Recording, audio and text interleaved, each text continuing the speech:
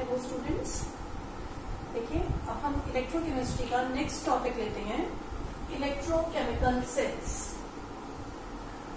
अभी तक तो हमने पढ़ा था इलेक्ट्रोलिटिक सेल, अब पढ़ेंगे स्टूडेंट्स हम इलेक्ट्रोकेमिकल सेल। मैंने आपको स्टार्टिंग में बोला था दो मेन टाइप के सेल होते हैं, हमें वो पढ़ने हैं। तो अब इलेक्ट्रोकेमिकल सेल क्या होगा, देखिए it is a device which convert chemical energy of a spontaneous reaction into electrical energy। अगर आपको ध्यान हो तो इलेक्ट्रोलिटिक सेल क्या था, इसका रिवर्स, जो इलेक्ट्रिकल एनर्जी को केमिकल में कन्वर्ट कर रहा था।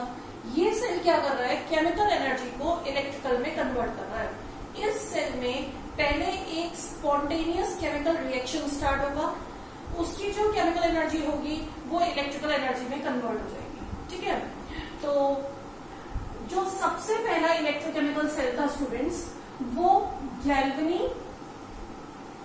और वोल्टा, दो साइंटिस्ट थे जिन्होंने मिलकर बनाया था, इसलिए उस सेल को गैल्वेनिक सेल भी बोलते हैं और वोल्टाइक सेल। ठीक है, वैसे मैंने आपको ये टॉपिक लास्ट ईयर 11th में रिडॉक्स रिएक्शन के चैप्टर में पढ़ाया था। तब मैंने आप लोगों को ये बात बताई थी कि ये टॉपिक हमारा दोबारा से इलेक्ट्रोकेमिस्ट्री के चैप्टर में आएगा। तो वैसे सभी स्टूडेंट्स हैं जिन्होंने लास्ट ईयर नहीं पढ़ा है ध्यान से या पढ़ा ही नहीं था, तो अब इस टॉपिक को सुन लीजिए। अब आगे का चैप्टर काफी सारा इसी टॉपिक पे बेस्ड है, इलेक्ट्रोकेमिस्ट्री का इलेक्ट्रोकेमिकल सेल। देखिए ये सेल कैसे कंस्ट्रक्ट किया गया था, जो सबसे बेसिक गैल्वेनिक और वोल्टाइक सेल था वो इस तरीके से कंस्ट्रक्ट किया गया था। एक बीकर में लिया गया, इसमें दो बीकर्स लिए गए, दोनों मिलकर एक सेल बनाएंगे।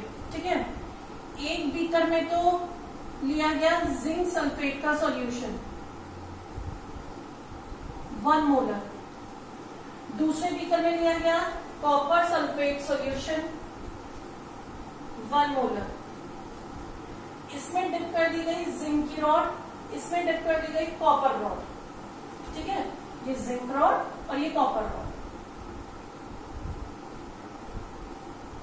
और इन रॉड्स को एक्सटर्नली तो कनेक्ट कर दिया वायर्स के थ्रू, और ये बीच में लगा दिया गैल्वेनोमीटर, और इंटरनली इन दोनों सेल्स को कनेक्ट किया गया इस एक ग्लास की यू शेप्ड ट्यूब से।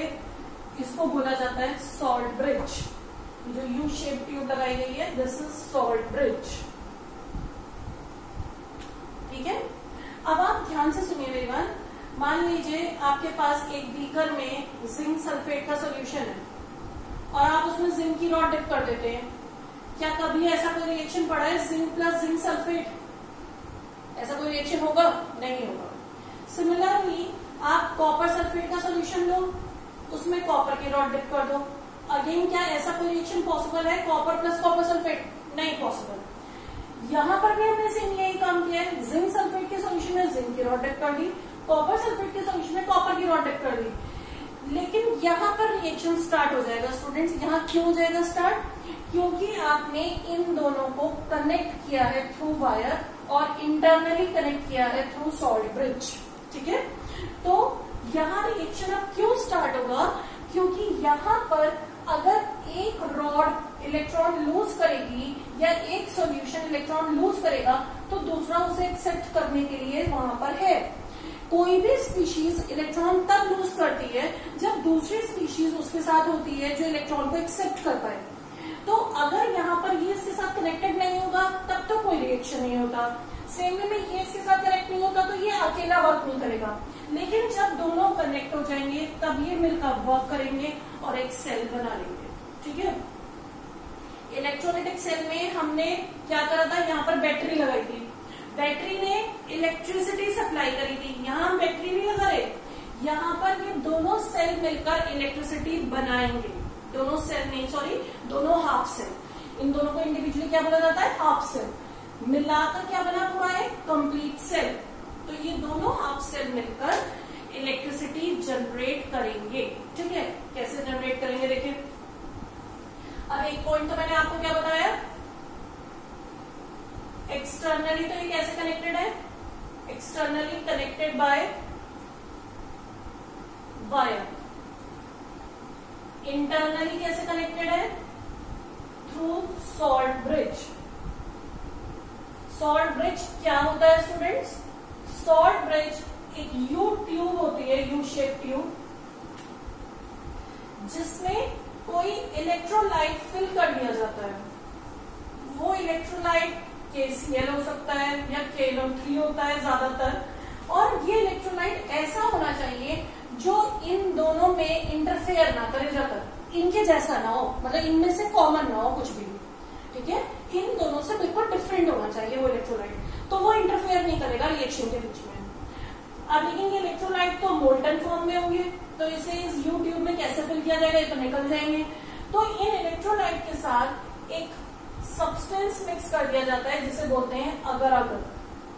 अगर अगर एक जेली टाइप का सब्सटेंस होता है, जब वो इनके साथ मिक्स होगा तो इसका पेस्ट बन जाएगा।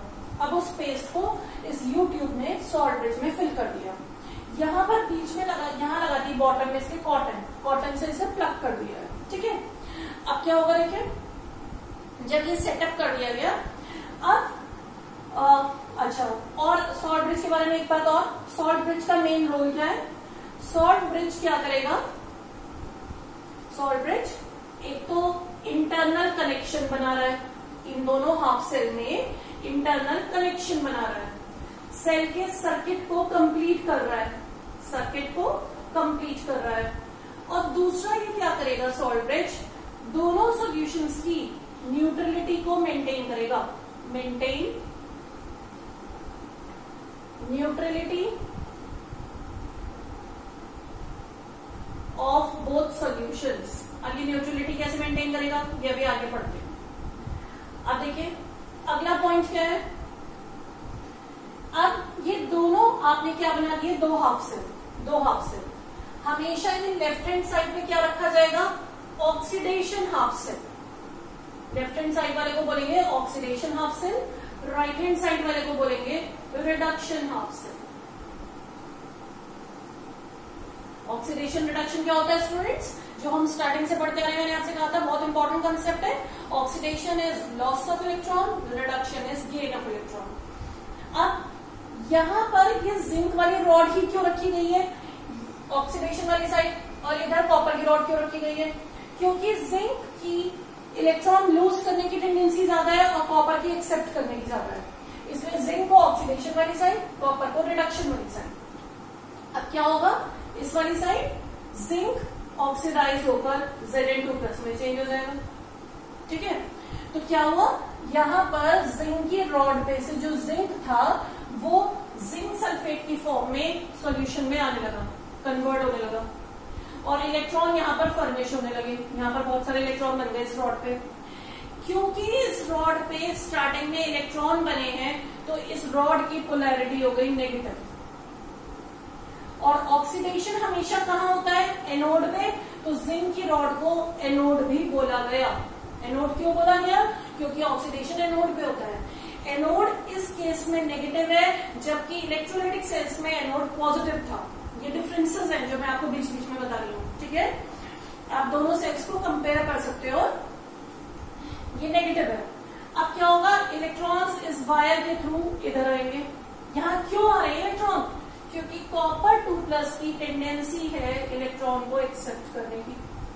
उधर आए इलेक्ट्रॉन और कॉपर 2+ ने उन्हें एक्सेप्ट कर लिया, तो कॉपर 2+ यहाँ से यहाँ जाकर कलेक्ट होने लगा। जिंक तो यहाँ से यहाँ आ रहा था, कॉपर 2+ यहाँ जाने लगा। ठीक है, तो दैट मीन्स यहाँ क्या हो रहा है, ये ऑक्सीडेशन, इसका क्या हो रहा है, रिडक्शन। एनोड को तो हमने क्या बोल दिया, नेगेटिव। कॉपर रॉड क्या है यहाँ पर, कैथोड, और उसकी पोलैरिटी क्या हो गई, पॉजिटिव। Negative positive. उधर नेगेटिव क्यों आया था, क्योंकि इलेक्ट्रॉन्स इनिशियली यहीं पर बने थे। यहाँ पॉजिटिव क्यों आया, क्योंकि यहाँ इलेक्ट्रॉन एब्सॉर्ब हो गए, कम हो गया नेगेटिव चार्ज, तो यहाँ पॉजिटिव। तो अब इलेक्ट्रॉन्स कहां से कहां मूव कर रहे हैं, देखिए आप कहां से कर रहे हैं, move from anode to cathode. और जब इलेक्ट्रॉन्स का मूवमेंट स्टार्ट हुआ तो उससे क्या डेवलप हो गई, इलेक्ट्रिसिटी डेवलप हो गई, इलेक्ट्रिसिटी जनरेट होने लगी और करंट भी मूव करने लगा। करंट हमेशा कहां से मूव करता है स्टूडेंट्स, अपोजिट डायरेक्शन में इलेक्ट्रॉन की। तो current move from cathode to anode. Electron गए एनोड से कैथोड, करंट गया कैथोड से एनोड। ठीक है, अंडरस्टूड। और देखिए अब क्या होगा इसके बाद नेक्स्ट स्टेप। नेक्स्ट पॉइंट क्या है, जिंक ने इलेक्ट्रॉन क्यों लूज किए, because zinc has higher tendency to lose electron and copper 2+ has more tendency to gain electron। ठीक है, इसलिए ये रिएक्शन स्टार्ट हो गया। अब और देखिए क्या होगा। अभी मैंने आपसे कहा था सॉल्ट ब्रिज न्यूट्रलिटी को मेंटेन करेगा। कैसे करेगा, देखो इस वाले हाफ सेल में क्या हो रहा है, देखो ध्यान से रिएक्शन, जिंक Zn2+ में कन्वर्ट हो रहा है।